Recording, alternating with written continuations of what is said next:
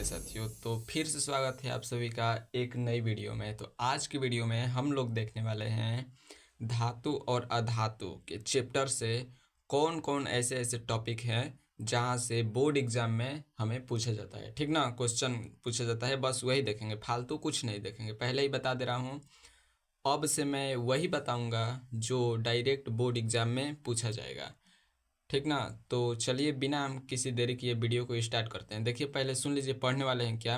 धातु और अधातु चैप्टर है, इसी के बारे में हम आज डिस्कशन करने वाले हैं। ठीक ना, इसमें से एमसीक्यूज भी क्वेश्चन यानी टिक मारने वाला क्वेश्चन और लिखने वाला क्वेश्चन कैसे, कहाँ और कौन बनता है, तो उन सब के बारे में आज हम डिस्कशन करने वाले हैं।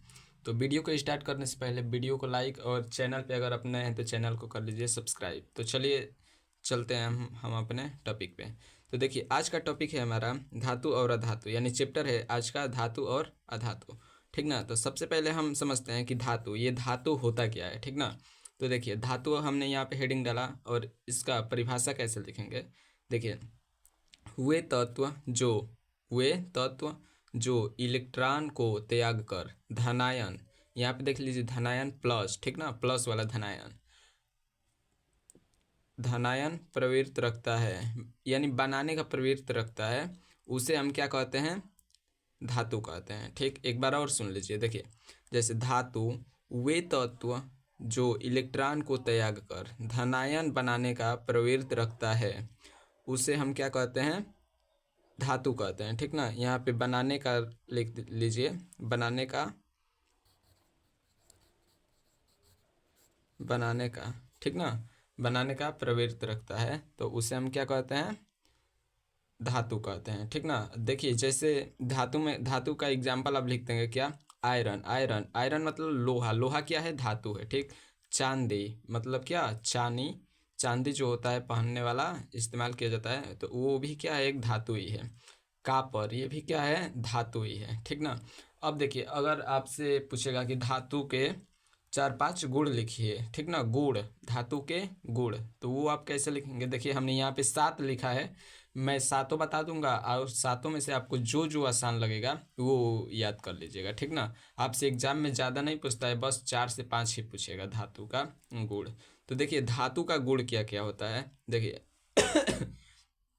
धातुओं की सतह चमकदार होती है। ठीक ना, देखिए जो धातु होता है ना, धातु की जो सतह होती है ऊपर वाला, वो सब क्या होता है, चमकदार होता है।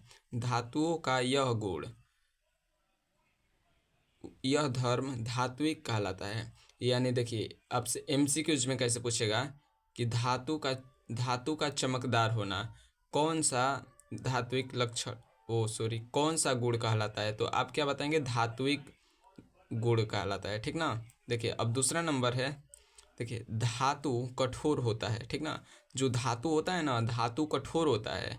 ठीक, तथा प्रत्येक धातु की कठोरता अलग अलग होती है, यानी प्रत्येक जो धातु होते हैं उन सब की कठोरता अलग अलग होती है। ठीक ना, उन सब की कठोरता क्या होती है, अलग अलग होती है। अब तीसरा नंबर देखिए, तीसरा क्या है, धातुएं, ठीक ना, धातुएं ध्वनिक होती हैं, अर्थात धातुओं विशेष ध्वनिक होती हैं। ठीक, देखिए धातुएं, ध्वनिक का मतलब होता है ना कि देखिए जैसे धातु को ऐसे आप करेंगे, ऐसे बजाएंगे, तो उसमें से क्या आवाज़ निकलेगा, यानी ध्वनि निकलेगा। ठीक ना, और इसी विशेष देखिए धात्विक होता है, मतलब ये क्या होता है, धात्विक होता है। ठीक ना, अब चौथा देखिए, धातु को पीटकर पतली चादर बनाई जा सकती है। ठीक, देखिए जो धातु होता है, धातु को हम पीट कर पतली चादर जैसी बना सकते हैं। ठीक ना, देखिए जैसे लोहा है, लोहा को आप पीट के पतली चादर बना सकते हैं ना, चांदी है, चांदी को भी आप पीट कर पतला चादर बना सकते हैं, और तांबा है, तांबा को भी पीट कर आप पतली चादर क्या कर सकते हैं, बना सकते हैं। ठीक ना, तो यही बताया गया है, बनाई जा सकती है।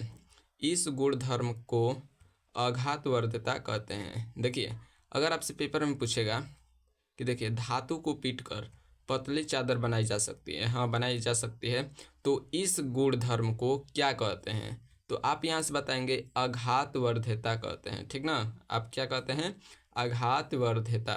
ठीक है, तो चलिए पांचवा देखते हैं, सोना व चांदी सबसे अधिक आघातवर्धता है। देखिए यानी सोना और चांदी है, इसको सबसे बहुत बड़ा मतलब छोटे से चीज को सब कुछ से बड़ा बड़ा बना सकते हैं, ठीक ना। देखिए इसका कहने का मतलब है ना, सोना व चांदी सबसे अधिक आघात वर्तता है, यानी सोना और चांदी को सबसे पतला से पतला पीट कर बनाया जा सकता है। अब इन लोग से, इन दोनों से पतला कुछ भी नहीं हो सकता है, ठीक ना, धातु में।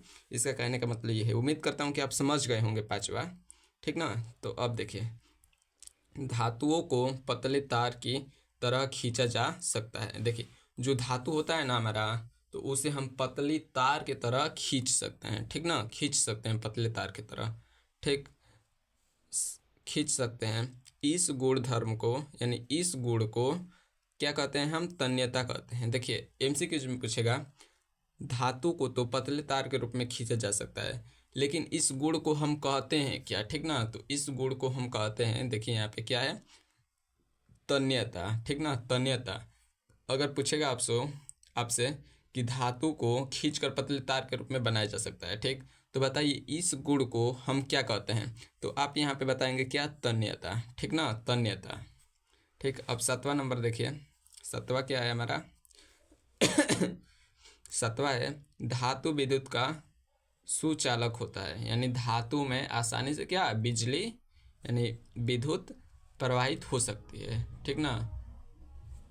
ठीक है, उम्मीद करता हूँ कि आप इतना समझ गए होंगे। तो चलिए अब चलते हैं हम, हमारा ये तो क्या था, ये हमारा धातु था। देख लीजिए फिर से एक बार, यहाँ पे देखिए, यहाँ पे फिर से एक बार बता दे रहा हूँ। देखिए यहाँ पे क्या है, धातु है, धातु का हमने यहाँ परिभाषा बताया, और यहाँ पे एग्जाम्पल, और धातु के यहाँ से हम ऐसे करके क्या, 7 ठो हम क्या बता दिए, गुण बता दिए, यानी धातु के कौन कौन से गुण होते हैं, ठीक। तो उम्मीद करता हूँ कि आप समझ गए होंगे। तो चलिए अब चलते हैं हम दूसरे टॉपिक पे।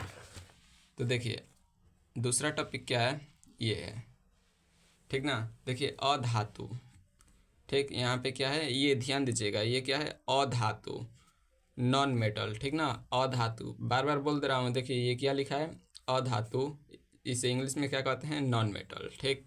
देखिए अब इसका परिभाषा क्या है, देखिए देखिए यहाँ पे,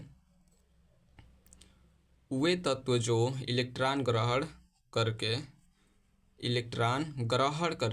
ऋणायन बनाने की प्रवृत्ति रखते हैं, उसे हम क्या कहते हैं, अधातु कहते हैं। देखिए फिर से एक बार, वे तत्व जो इलेक्ट्रॉन ग्रहण करके, यानी देखिए इलेक्ट्रॉन आएंगे तो उसे ये सब क्या कर लेंगे, ग्रहण कर लेंगे, लेकिन फिर भी अपने आप को क्या, ऋणायन बनाने का प्रवृत्ति रखते हैं, तो इसे हम क्या कहते हैं, अधातु कहते हैं। देखिए अब यहाँ पे अधातु के गुण धर्म है, ठीक ना, अधातु के गुण, उधर हमने देखा कि धातु का गुण क्या होता है, अब देखिए और इधर देखेंगे कि अधातु का गुण क्या होता है, ठीक ना। तो अब हम बताएंगे, देखिए ये अधातु होता है ना, वो ठीक उसका उल्टा होता है, ये अधातु। देखिए उसमें धातु में यहाँ पे क्या बना रहा था, धनायन बना रहा था, और यहाँ पे क्या बना रहा है, ऋणायन, ठीक ना।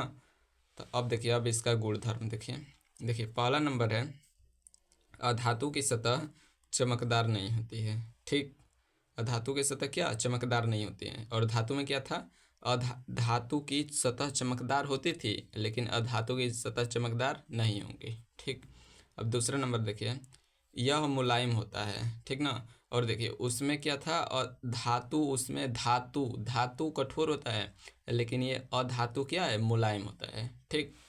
और देखिए तीसरा देखिए, यह आघातवर्ध्यता नहीं होता। देखिए उसमें था कि धातु आघातवर्ध्यता होता है, लेकिन अधातु आघातवर्ध्यता नहीं होता है, ठीक ना।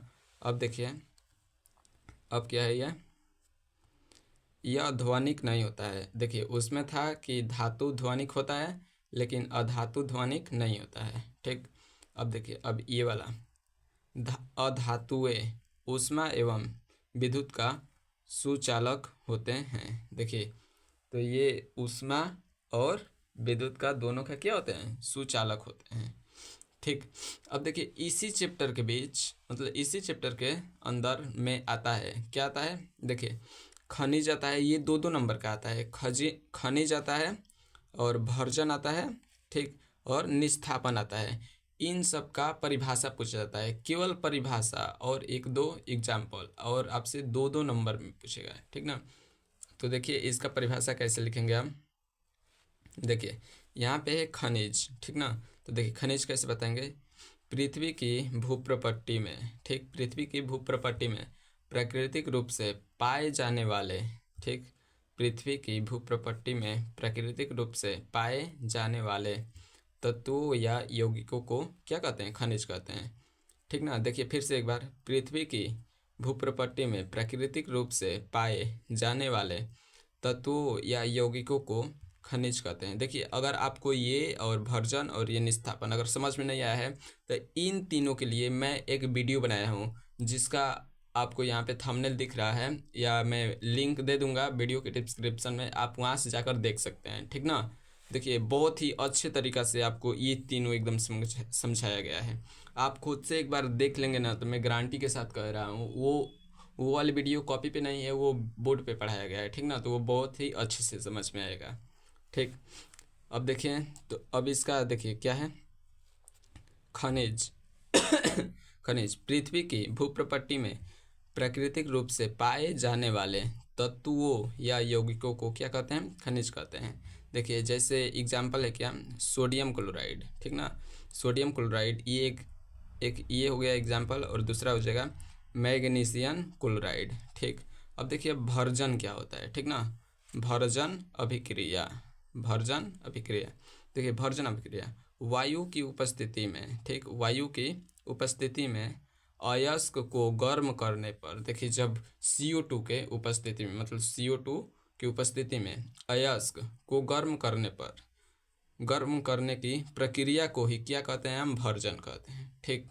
उम्मीद करता हूँ कि आप भर्जन समझ गए होंगे और खनिज भी समझ गए होंगे। तो अब बताते हैं हम आपको निस्थापन। निस्थापन देखिए यहाँ पे अब बताएंगे निस्थापन। देखिए निस्थापन क्या होता है, कार्बोनेट अयस्क को सीमित वायु की अधिक ताप पर, देखिए फिर से, कार्बोनेट अयस्क को सीमित वायु में अधिक ताप पर गर्म करने से यह ऑक्साइड में परिवर्तित हो जाता है।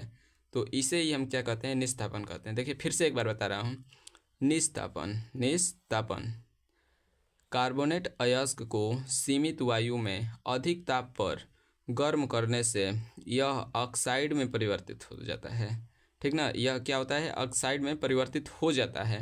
तो हम इसे क्या कहते हैं, क्या कहते हैं, निस्थापन या निस्थापन अभिक्रिया, ठीक ना। तो उम्मीद करता हूँ दोस्तों कि आज के वीडियो में आपको बहुत चीज़ सीखने को मिला होगा, और मैं तो बताया ही हूँ, अगर आप ध्यान से देखेंगे तो आज की वीडियो आपके लिए बहुत ही हेल्पफुल होगी, बहुत ही हेल्पफुल। तो अगर आपको भी किसी दूसरे टॉपिक पे वीडियो बनवानी होगी तो आप अपना टॉपिक कमेंट में ज़रूर बताइएगा, और वीडियो आप कहाँ से देख रहे हैं और कब देख रहे हैं ये भी आप ज़रूर बताइएगा। तो मिलते हैं, आपके कमेंट का इंतज़ार रहेगा। तब तक दूसरी वीडियो बनाएंगे, तो तब तक के लिए जय हिंद, जय भारत।